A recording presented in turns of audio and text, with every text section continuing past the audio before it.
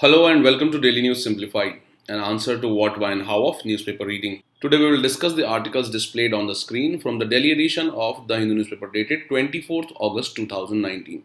So let us start our discussion. Now before starting today's discussion, let us take up this question from the prelims examination of 2019. And this question was covered in our Prelims Compass magazine, which is the compilation of current affairs and important core topics for the preliminary examinations. So the question read, in the context of digital technologies for entertainment, consider the following statements. The first statement is that in augmented reality, a simulated environment is created and the physical world is completely shut out. Second statement is that in virtual reality, images generated from a computer are projected into real life objects or surroundings. The third statement is that the artificial reality allows individuals to be present in the world and improves the experience using camera of smartphone or the personal computers. The fourth statement reads, the virtual reality closes the world and transposes an individual, providing complete immersion experience. Now, if you go through the explanation that was provided in the Prelims Compass of 2019, the definition of virtual reality is that it is an artificial computer generated simulation or recreation of real life environment or situation. However, on the other hand, the augmented reality is a technology that layers computer-generated enhancement atop an existing reality in order to make it more meaningful through the ability to interact with it. Further, the artificial reality is developed into apps and used on mobile devices to blend digital components into real world in such a way that they enhance one another but can also be told apart easily. So augmented reality and virtual reality are inverse reflections of one another with what each technology seeks to accomplish and deliver for the user. The virtual reality offers a digital recreation of real life setting, while the augmented reality delivers virtual elements as an overlay to the real world. Now after this, let us look at the options. The first option is, in augmented reality, a simulated environment is created and the physical world is completely shut out. Now this statement is incorrect.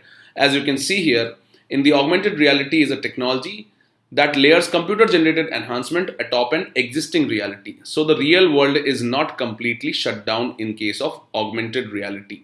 Hence the statement 1 is incorrect. The second statement is that in the virtual reality, images generated from a computer are projected into real life objects or surroundings. However, this is not the case in virtual reality as explained here.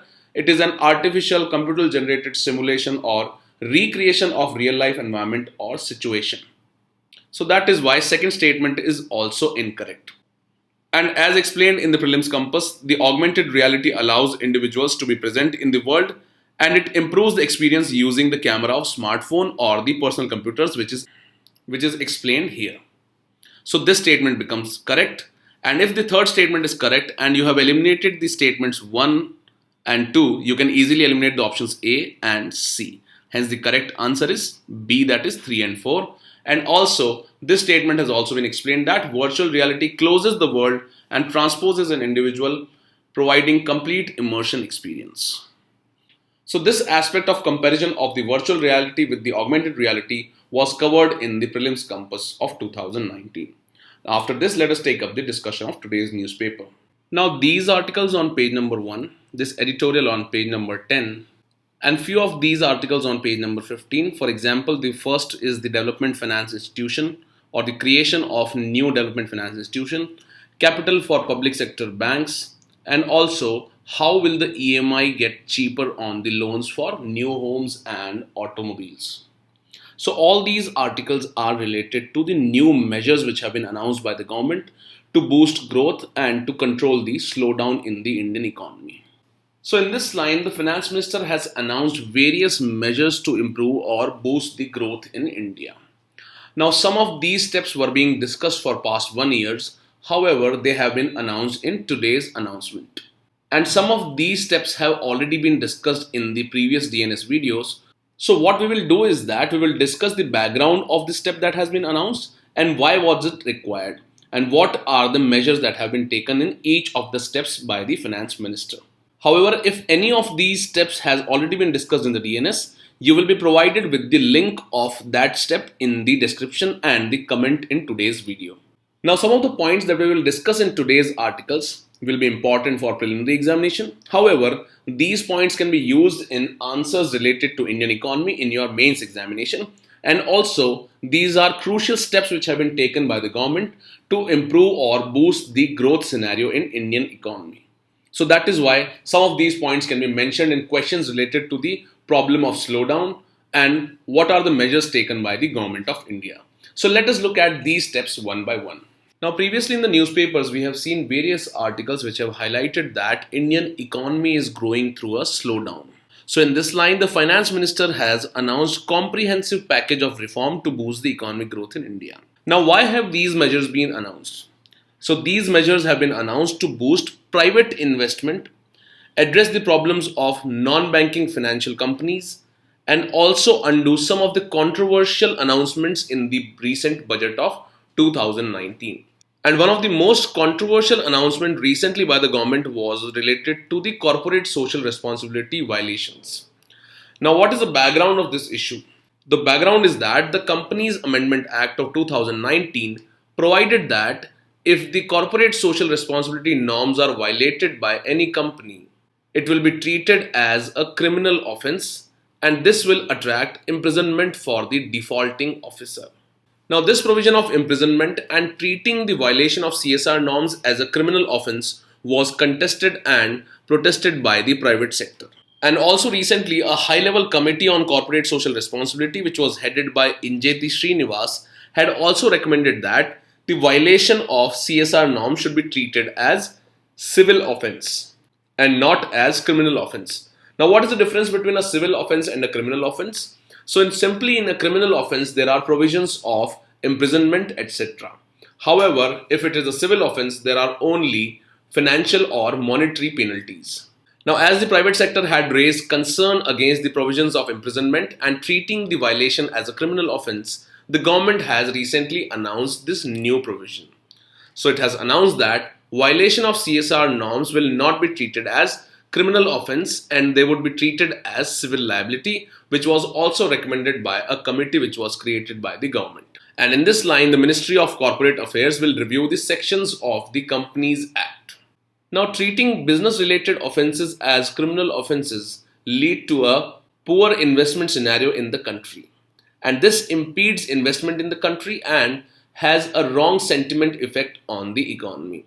And that is why the government had to backtrack such a provision which was announced recently. Now, the second measure which has been announced by the finance minister is related to the relief from enhanced surcharge on foreign portfolio investments. Now, what is the background of this issue is that currently there is a surcharge of 15% which is levied on the income of individuals who are earning over rupees 1 crore. And this surcharge is about 10% on income of individuals who are earning between rupees 50 lakh to 1 crore rupees. Now, what happened is that in the recent union budget of 2019 and 20, the surcharge on income tax for entities between 2 crore rupees and 5 crore rupees was increased to about 25%. And for people who are earning more than rupees 5 crore, it was increased to about 37%. Now, what is meant by this term surcharge? So here you should understand that surcharge is simply a tax on tax. Now let us understand how does this surcharge work. So for example, if an individual is earning rupees 100 and the income tax on this earning is about 10%, so his income tax liability will be rupees 10. However, if a surcharge of 15% is levied on this income tax, this means that this surcharge will now be levied on the income tax that he had to pay. So for example, if 10 rupees was the income tax which the individual paid on an earning of rupees 100, the surcharge will be 15% of rupees 10 and it will be rupees 1.5. So what does this mean is that the total income tax liability for an individual will now be 11.5 rupees. So similarly, the surcharge has been increased for people who are earning between 2 crore to 5 crore rupees, and this has been increased to about 25%. Also, for people earning more than 5 crore rupees, it has been increased to 37%.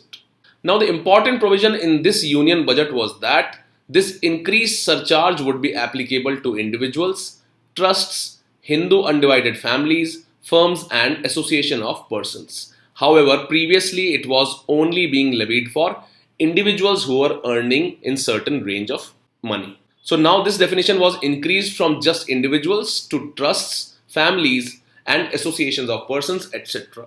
So this increase in coverage from individuals to trusts, etc. has created a concern in the investors. And this is particularly because the foreign portfolio investments, or the FPIs in India, are generally set up as trusts. Now, as these foreign portfolio investments are set up as trusts, there were chances that this increased surcharge would also be applicable on the foreign portfolio investments. So in this line, the FPIs which are set up as trusts argue that they may be assessable by tax officials as associations of persons and therefore will be affected by the increase in surcharge. And this announcement of increased surcharge on the foreign portfolio investors led to a capital outflow of rupees 22,000 crores since the announcement of budget. And this led to an adverse impact on the capital markets in India. So in this line, what is the new announcement and how is the government trying to rectify this fault? Is that in order to encourage the investment in the capital markets, it has been decided to withdraw the enhanced surcharge on foreign portfolio investments. However, such surcharge will be applicable on all other categories, excluding the foreign portfolio investors. Now, the third important announcement is related to the withdrawal of angel tax provisions for the startups. Now, what is meant by the angel tax? So, this angel tax is imposed on angel investors. And who are these angel investors? So, these are generally high net worth individuals or companies who provide financial backing to small startups in exchange for ownership in terms of equity of the new startup. So, the background is that there was an angel tax which was applicable to unlisted companies. What is meant by unlisted companies is that these small startups or companies were not listed on the stock market. However, what used to happen is that these unlisted companies used to raise their capital through the sale of shares at a value which was above their fair market value. Now, normally what happens is that the market value of any company's shares are evaluated based on the share market value. However, as these companies or the startups are not listed on the stock market, the fair market value of these companies was difficult to calculate. And due to this flaw, these companies used to raise capital through the sale of shares above their fair market value. Now, what used to happen is that this excess capital was treated as income and was taxed by the income tax authorities. And due to this, the income tax officials used to impose an angel tax on the excess capital which was raised by these companies by using unfair market value. Now, what used to happen is that this used to adversely affect the startups and the new entrepreneurs in India. So first, let us look at the announcement. So the announcement is that the angel tax would not be applicable on the entities which are registered with the Department of Industry and Internal Trade, or the DPIIT. And also it has been decided to set up a dedicated cell under the Central Board of Direct Taxes for addressing the problems of startups and specially related to the angel tax issue. Now, previously also this angel tax was in news continuously, and it was also covered in one of our daily news simplified videos. So what we'll do is that we will revise the issue of angel tax from that video in this video itself. And after that, we will look at the other measures or announcements which have been announced by the Finance Minister of India. Now, you should note that the concept of angel tax has been explained in the DNS of 18 January 2019. And here you should note that the angel tax is applicable to the unlisted companies that have raised capital through the sales of share at a value above their fair market value. So here you should note that most of the startup companies are unlisted on the stock market. However, these startup companies have been raising capital through the sale of their shares at a value which is above their fair market value. Now, as many of these startups have not been listed on the stock market, it becomes difficult to find out the actual valuation of these startups. However, to access the capital from the market, these companies have been issuing shares. And generally, the value of these shares which are floated by the startup companies is above the fair market value of these companies. Now, for example, if the market value of the share is around rupees 100 and the company floats a share of rupees 120, the income tax authorities are considering this 20 rupees additional share price as an income. and this was to be taxed at 30% according to the previous rules. And this excess valuation was not considered as an investment by the tax authorities. Now, this assumes significance in the recent days as several startups and angel investors had raised concern over notices from the income tax authorities. And this has been supposed to be adversely affecting the startup ecosystem in India. So that is why the center has notified new rules in this context. So now let us look at these new rules which have been notified by the center regarding the angel tax. Now let us look at what changes have been made by the central government in its new notification related to the angel tax. So first change has been made related to the definition of a startup. So previously an entity was considered as a startup if it was registered before 7 years.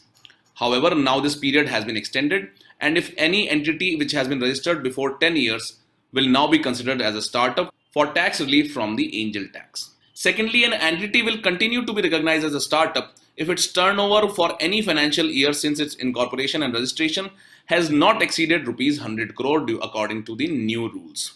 However, previously this limit was rupees 24 crore only, and previously only those entities which had turnover below rupees 25 crores were considered as startups for exemption from the angel tax.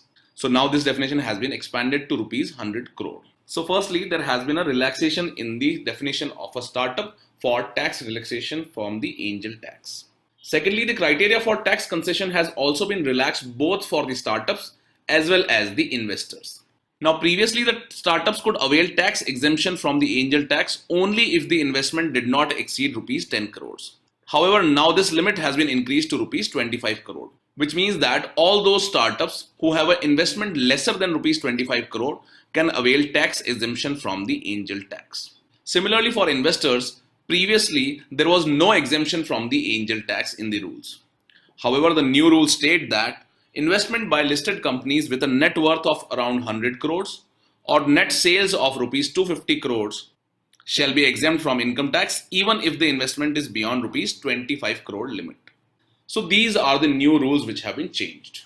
Now the fourth major announcement has been related to the credit expansions through the public sector banks.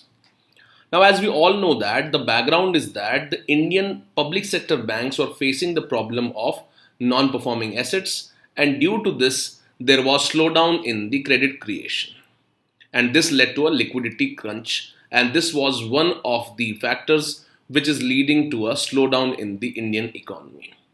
Now, besides the problem of NPA, the public sector banks are required to fulfill requirements of higher capital under the Basel III norms or the Basel III guidelines. Now, what are these Basel III guidelines or the Basel III norms? So these are generally the guidelines which are provided by the Bureau of International Settlements or the BIS, which is located in Switzerland in the city of Basel. Now, these guidelines provided by the BIS are aimed at cooperation among various central banks, and these are aimed at getting or maintaining financial stability in the economic system of various countries, and these also provide common standards of banking regulation for different countries.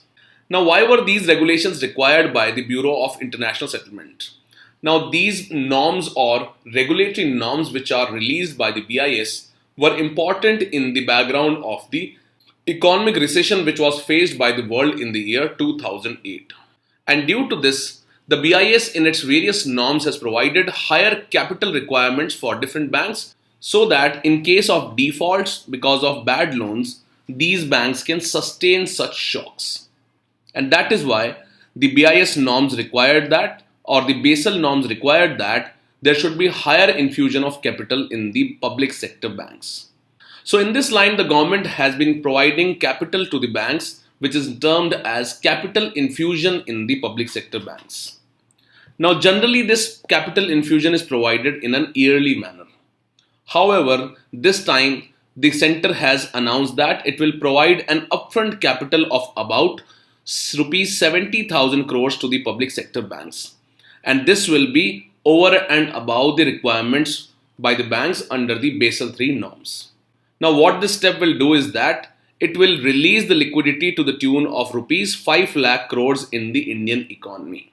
So besides meeting the capital requirements, this new capital infusion in the public sector banks is expected to increase the liquidity in Indian economy and which can amount to about rupees 5 lakh crores.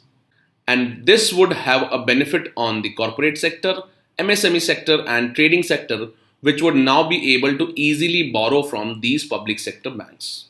Now, Basel norms and the capital requirements is itself a very big topic and which has also previously been covered in the DNS of 20th November 2018.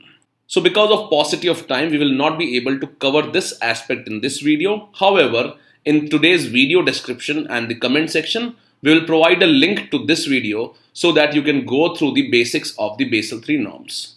And after this, let us look at the next important measure which has been announced by the government. Now, the next announcement by the Finance Minister is related to the monetary policy transmission in India. Now, generally what happens is that RBI cuts down the repo rate. And when the RBI cuts down this repo rate or decreases this repo rate, what should generally happen is that the bank should also decrease the rate of interest at which they are lending to their customers. However, this does not happen normally. And that is why even when the RBI is reducing the repo rates, the interest rates for the borrowers are not being decreased by the banks.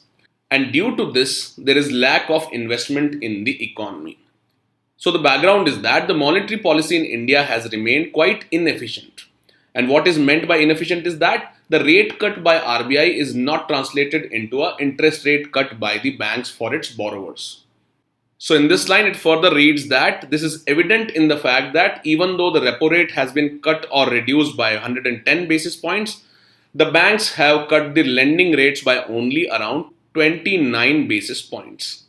So when the RBI has already decreased the repo rate in the current year by 1.1%, the corresponding decrease in rate of interest by the banks for their lendings has only been about 0.29%. So this shows that the rate cut by the RBI is not getting translated into a rate cut by the banks for its borrowers. And this has been termed as inefficient monetary policy transmission. Now, what is this new announcement about? So the announcement is that the government would press the banks to pass on the rate cuts through the MCLR reduction to benefit all borrowers. So what the government has announced is that now the banks should also commensurately decrease their rate of interest for their borrowers when the RBI reduces the rates or the policy rates. Further, the banks would launch repo rate or the external benchmark linked loan products in order to improve the monetary policy transmission. And what is the likely benefit of this? So this move is set to benefit the borrowers of the home loans, the auto loans, and the lower rate of interest would in turn boost the declining consumption expenditure in the Indian economy. And when the consumption expenditure increases, the overall growth of the economy increases. Now the key terms here to be understood is the monetary policy transmission and the external benchmarking. Now again, in a previous video in the DNS on 4th August 2019, we have discussed the issue of monetary policy transmission in India. So in today's video, you will be provided with a link of this video so that you can watch and understand this aspect. And after watching this video and understanding the problem of monetary policy transmission, you can relate with the changes which have been made by the government. Further, the issue of external benchmarking, which is also related to monetary policy transmission, was discussed in the DNS of 29th March 2019. So again, in the description and the comment section, you will be provided with the link of this video. So you should definitely go through both these videos to understand the monetary policy transmission in India and how it is decided and what are the issues with the monetary policy transmission. And this can be one of the very important aspects from prelims as well as mains examination point of view.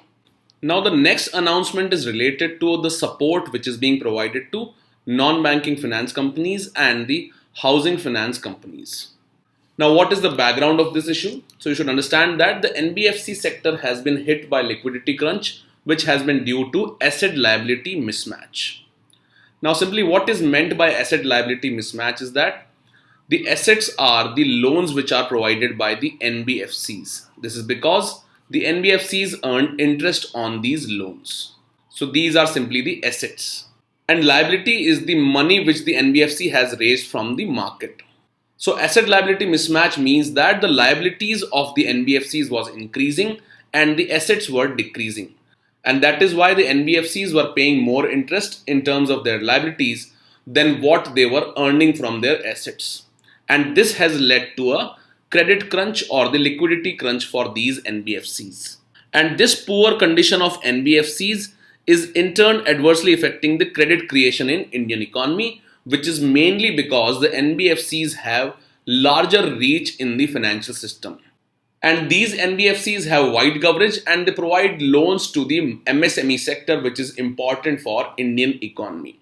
Now, as this NBFC is facing liquidity crisis, the MSME sector was also lacking in more investments. Now, to improve the liquidity situation of these non-banking finance companies, in the Union Budget of 2019, the government had announced a partial credit guarantee scheme for the purchase of highly rated assets of NBFCs and housing finance companies by the public sector banks. Now, as we have learned that the assets are the loans which are given out by the non-banking finance companies on which these NBFCs are likely to earn interest. However, what happens is that these assets sometimes convert into non-performing assets. Now, in such a scenario, the NBFCs start facing losses. So what this partial credit guarantee scheme provided is that the public sector banks or the banking system in India can now purchase highly rated assets of these NBFCs and housing finance companies. So the NPAs which are highly rated will now be transferred to the banks and the NBFCs will receive the interest and the amount for these loans that they had already provided. And this is likely to improve the liquidity situation for NBFCs. Now, what were the provisions of this partial credit guarantee scheme? So, under this scheme, the government has agreed to provide 10% first loss guarantee to the assets amounting to total rupees 1 lakh crores. Now, the limit which has been set for banks regarding the purchase of these high rated assets is rupees 1 lakh crore. So, the maximum amount of high rated assets that a bank can purchase is the amount of rupees 1 lakh crore. And if these purchases of high rated assets fail to provide benefits to the banks as well, the government will provide a benefit or credit guarantee of 10% of this 1 lakh crore, which will be about rupees 10,000 crore.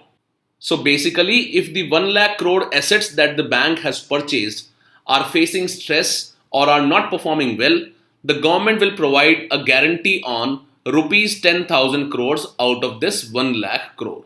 And this will reduce the risk for the banks as well. So if the risk is reduced for the banks, these banks are more likely to purchase the high rated stressed assets of the NBFCs.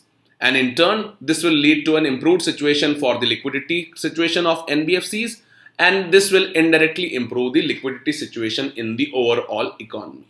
So that was the intended target of this partial credit guarantee scheme, which was announced in the budget of 2019. So to check the performance of this partial credit guarantee scheme, the government has announced that the partial credit guarantee scheme for the purchase of pooled assets of NBFC or housing finance companies up to rupees 1 lakh crore will be monitored at highest level in each bank. So the monitoring process of this partial guarantee scheme will be improved, so that this leads to an increased liquidity situation in the NBFCs and in turn increase and improve the liquidity situation in Indian economy. Besides this, more credit support will be provided for houses and vehicles and the consumption goods. And to improve this situation, additional liquidity support will be provided to housing finance companies of rupees 20,000 crores by the National Housing Bank. And as such, this support to the housing finance companies will now increase to rupees 30,000 crores. Now here it is to be understood that the housing finance companies are provided capital by the National Housing Bank.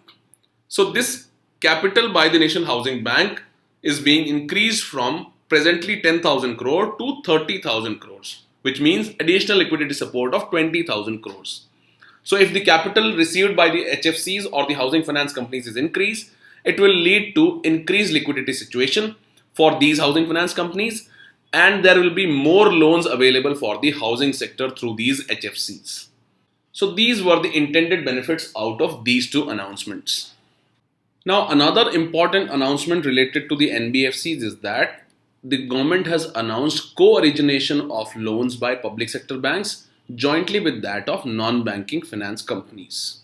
So in the present announcement, the government has announced that it would expedite or increase the speed of the process of co-origination of loans by banks and NBFCs. Now, what is meant by this term co-origination of loans by public sector banks with the NBFCs is that the NBFCs and the public sector banks, or some of the public sector banks and the NBFCs, will come at an agreement between themselves. And what will happen with this agreement is that they will share the amount of loan that they will provide and will also share the risks that are associated with such loan amounts. And these risks or the share of loan amount will be done in a predetermined manner through an agreement. Now, why is the government doing this? Or what are the likely benefits from the co-origination of loans where the loan amounts and the risks will be shared by both the public sector banks and the NBFCs? So the main aim of this decision is that the co-origination framework seeks to bring the strengths of two sectors, that is the banks and the microfinance institutions or the non-banking finance companies together. Now the background of this is that the banks generally have enough resources. However, they lack the understanding of the ground level and the last mile reach. Now NBFCs on the other hand have the last mile reach and have a better understanding of the ground level economy. Now, as the banks have more resources and they are not able to reach the last mile customers, the NBFCs can support them in this task. The NBFCs and MFIs are lacking adequate resources for further lending, but they are more familiar with the local conditions and are better informed about business viability and credit worthiness of local individuals and business enterprises and also their repayment capabilities. So combining the strengths of these two sectors, we're combining the positives of the banking sector and also the positives of the NBFC sectors, can certainly be an ideal structure to address the credit concerns of the MSME sector. So what is expected from this decision is that it is expected that a blending would not only increase the flow of credit to priority sectors, but will also bring down the cost of credit for the sector substantially.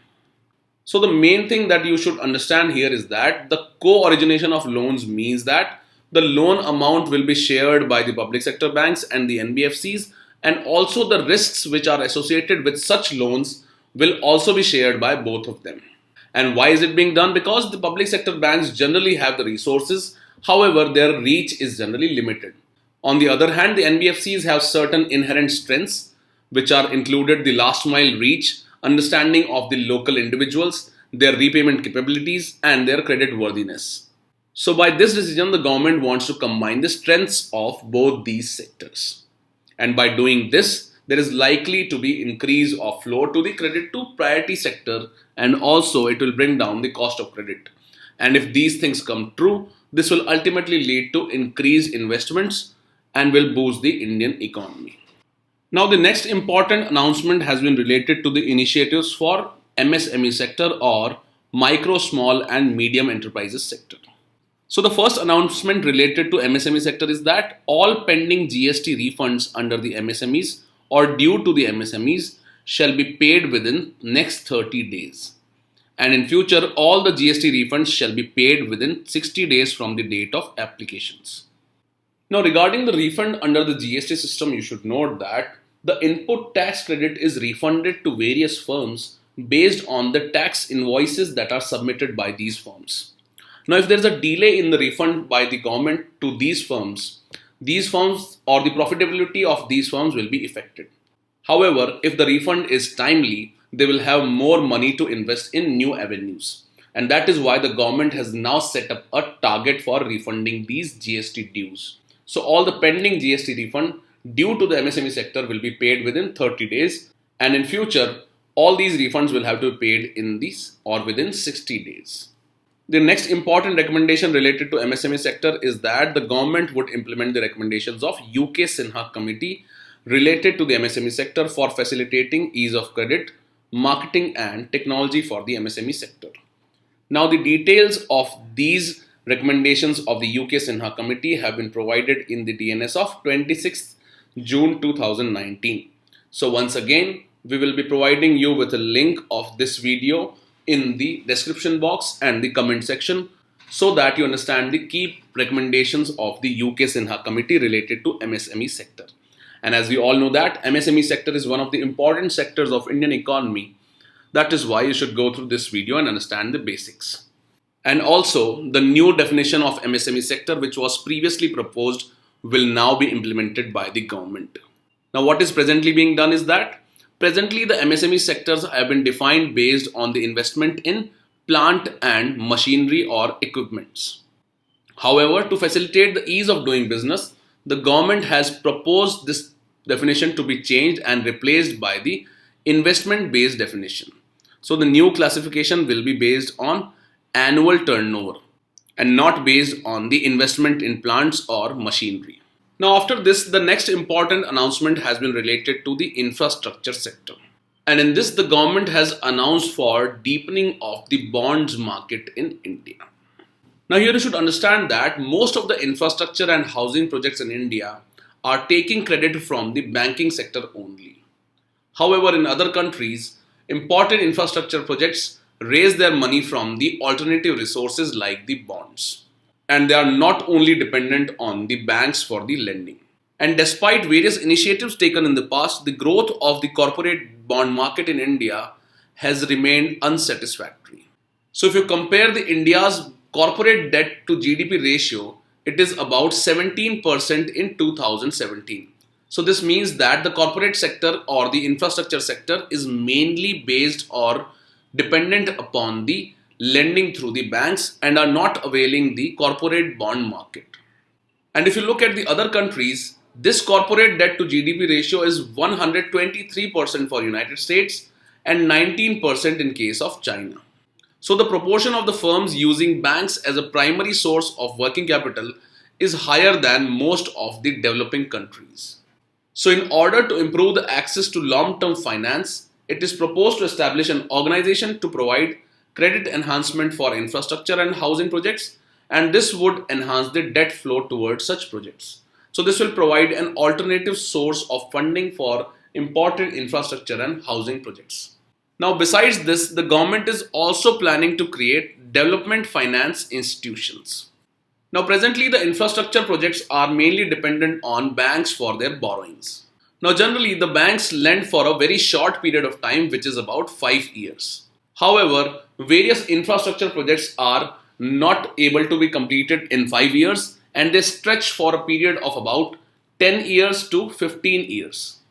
So to increase the long-term financing of the infrastructure projects which have a long gestation period, the government is aiming at setting up of development financial institutions which will be providing long-term loans or long-term finances. So besides creating credit enhancement for infrastructure and housing projects, the government will be creating development finance institutions. Now let us understand how this Credit Guarantee Enhancement Corporation will help in improving the bond market for infrastructure.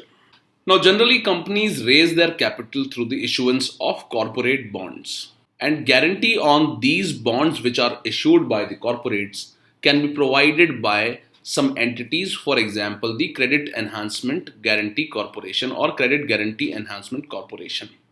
And this process wherein the guarantee is provided on the bonds which are issued by the corporates is known as credit enhancement. So what are the main advantages of this process of credit enhancement? So here you should understand that by providing credit enhancement or guarantee to the corporate bonds, the ratings or the credit ratings of these corporate bonds are increased. Now generally ratings are provided to the bonds and these can include AAA rating, which is the best rating. Further below this there can be BBB rating. So this is a method of rating the bonds. Now such ratings which are provided to the bonds are basically the assessment of the confidence of the investors in the corporate bonds. Now if guarantees provided to these corporate bonds, their credit ratings can be improved. This is because there will be less chance of default because of the guarantee which is provided by such corporations like the Credit Guarantee Enhancement Corporation. And if this credit guarantee increases, the demand of such bonds in the capital markets increases. Also, if the credit rating is high for some bonds, These companies can raise capital at lower interest rates because the risk is generally minimized because of the guarantee which is provided on the bonds issued. So this is the main benefit of credit guarantee enhancement, and that is why the government is aiming at creating such a corporation. And besides the important announcement, there have been several minor announcements related to improving the ease of doing business. The first is related to single air and water clearance for MSME sector, single consent to establish a factory by MSME, 1 day to incorporate a company, integrated incorporation form, etc. So you can go through all these points and they are provided in the today's PDF. Now, besides this, we know that the automobile sector is facing a slowdown and the sales reported by the automobile sector have reduced considerably. So in this background, the government has decided to lift the ban on purchase of new vehicles for replacing all old vehicles by the departments. So by this, the government aims that if the government departments purchase new vehicles, this will boost the purchase of automobiles. Also, the government will consider various measures including the scrapping policy for old vehicles. Further, the BS4 vehicles purchased till 31st March 2020 would remain operational for entire period of registration, and earlier the government had proposed the revision of one-time registration fees for vehicles, and this has now been deferred till June 2020. So the one-time registration fees will not be implemented till 2020. To improve the infrastructure development, rupees 100 crores for the development of modern infrastructure over 5 years has been announced, and for this an interministerial task force is being formed by the Department of Economic Affairs to finalize the pipeline of infrastructure projects.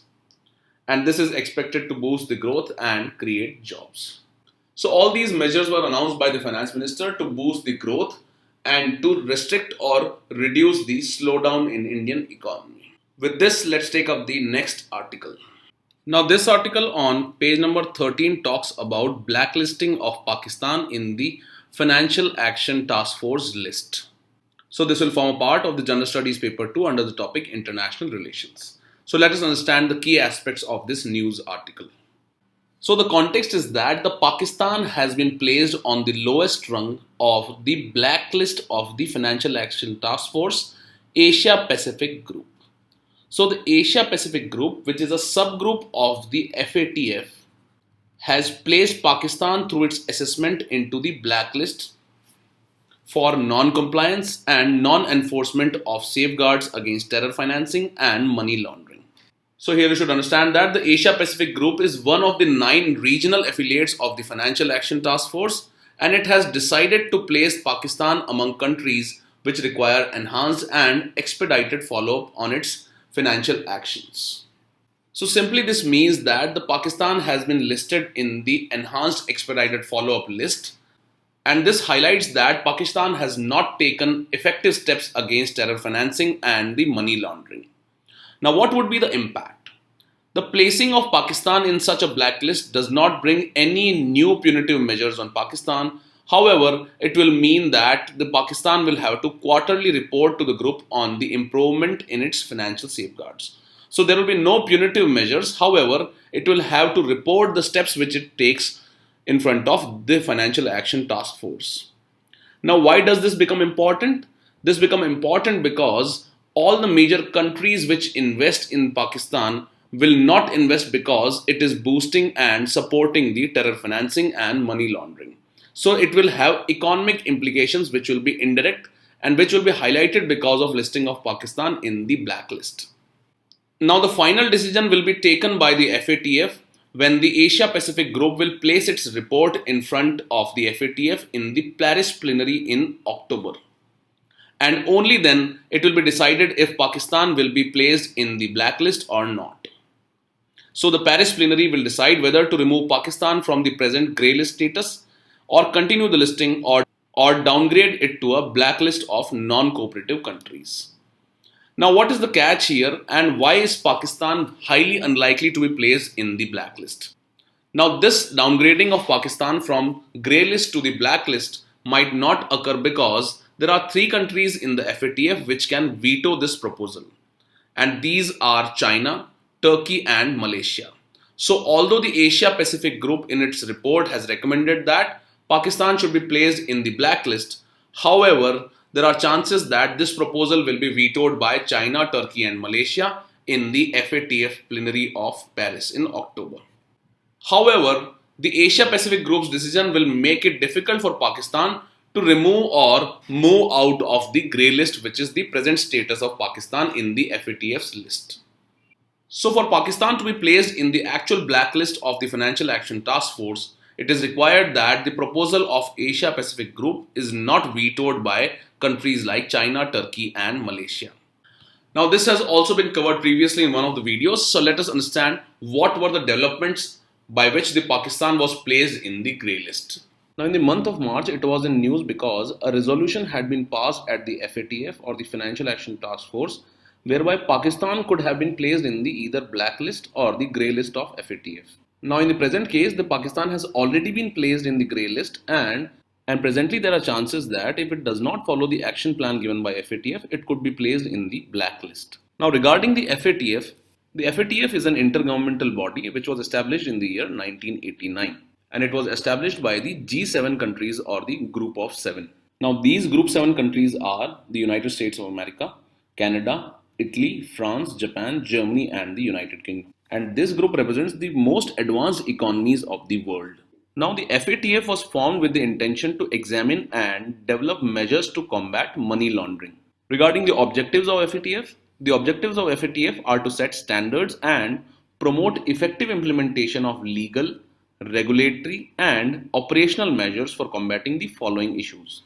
First, money laundering, terrorist financing, and measures for combating the threats to the integrity of the international financial system.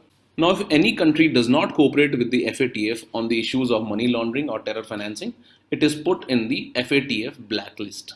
And these countries are called as the non-cooperative countries or territories. And these countries or territories are considered to be uncooperative in the international efforts against money laundering or the terror financing. Further, there is another list which is known as the grey list. Now, under this grey list, those countries are listed which have developed an action plan for the anti-money laundering and countering of financing of terrorism. However, these are in the process of complying with this action plan. So, Pakistan was put up in the grey list in June in 2018. Now, regarding the action taken by FATF on Pakistan, the background is that the Pakistan was put on the grey list in 2012 after the completion of an earlier mutual evaluation by the FATF, and therefore had to follow the action plan which was suggested by FATF. So, Pakistan was earlier put on the grey list in 2012, and it had to follow the action plan which was suggested by the FATF.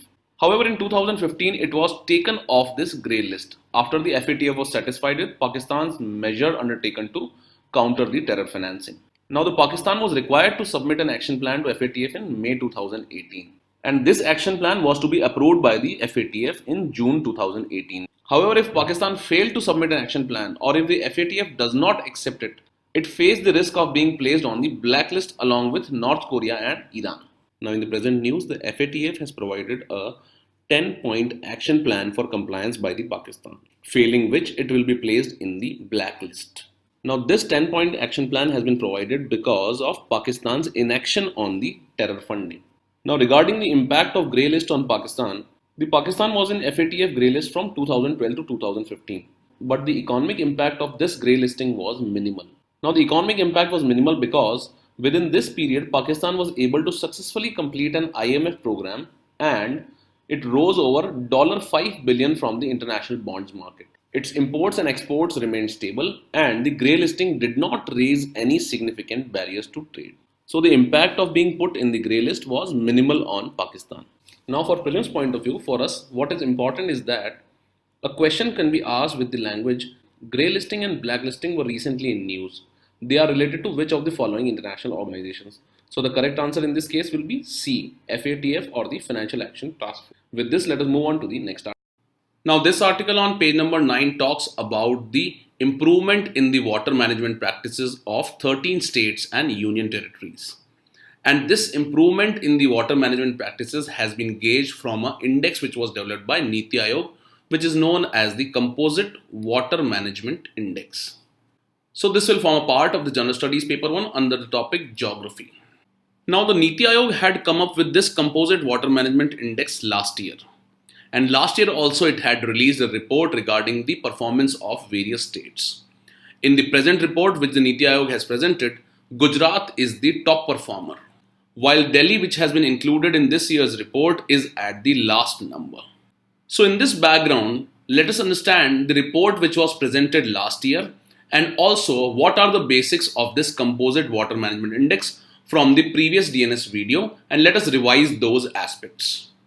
Now previously in the year 2015, a question was asked in General Studies paper 1 related to the water resources. The question read, India is well endowed with freshwater resources. Critically examine why it still suffers from water scarcity. So this topic becomes important for us. So under this, we will try to understand the basic facts that have been highlighted by the report and what was the methodology used by NITI Ayog in reaching such conclusions. The report by NITI Ayog says that India is facing its worst water crisis in history and that the demand for potable water will outstrip supply by 2030 if steps are not taken. Further, the report highlights that nearly 6 million Indians faced high to extreme water stress and about 2 lakh people died every year due to inadequate access to safe water. The report further says that 21 cities including Delhi, Bengaluru, Chennai and Hyderabad, that is the metropolitan cities, will run out of groundwater by 2020 and this will have an impact on 100 million people. Further, there will be a 6% loss in country's gross domestic product or GDP by 2050 if the water crisis continues. And finally, the water crisis could be a threat to the food security as well. So these are the key observations by NITI Ayog. Now these points are important and can be used in any question in mains examination related to the water crisis, as these points are highlighting the gravity of water crisis situation in India. Further, the report says that groundwater resources, which account for about 40% of India's water supply, are being depleted at unsustainable rates. That is, the replenishment of such resources has become difficult now because of overconsumption. Further, the report says that up to 70% of India's water supply is contaminated. And we know that Government of India is undertaking the Swachh Bharat mission to deal with the situation of water contamination. Now let us understand the methodology used by NITI Ayog in conducting the study. The study ranked states based on how well they manage their water resources. Secondly, about 60% of the states were marked as low performers. The study was conducted on the basis of Composite Water Management Index, which has been developed by the NITI Ayog. So this becomes an important fact from Prelims point of view.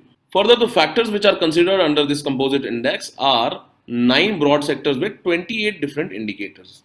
Now these cover various aspects of groundwater, restoration of water bodies, irrigation, farm practices, drinking water, policy and governance.